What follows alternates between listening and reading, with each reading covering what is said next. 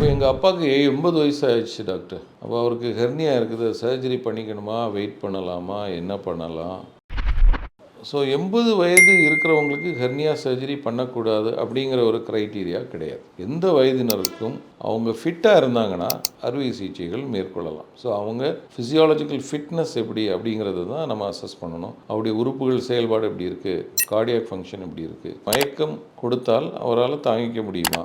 So in ஜென்ரலாக general anaesthesia அப்படிங்கிறது உடம்பை முழுவதிலே கட்டுப்பாடு கொண்டு வந்து மயக்கி அதை மெஷின் வழியாக அதை கண்ட்ரோல் பண்ணி அப்படி பண்ணுறது. ஸோ நுண்துளை பண்ணும்போது அந்த மாதிரி பொது மயக்கம், முழு மயக்கம் கொடுக்க வேண்டிய தேவைப்படும். சிலருக்கு அந்த அளவுக்கு ஃபிட்னஸ் இல்லை, கொஞ்சம் மைல்டாக தான் இருக்குது டாக்டர், கொஞ்சம் பார்டர் லைன் கார்டியாக் ஃபங்க்ஷன்லாம் இருக்குது அப்படின்னா அந்த இடத்தை மறக்க வைத்து ஓப்பன் முறையில் கூட நம்ம அறுவை சிகிச்சைகள் செய்து கொள்ளலாம். சிலருக்கு எக்ஸ்ட்ரீம்லி கிரிட்டிக்கலாக இருக்கும்.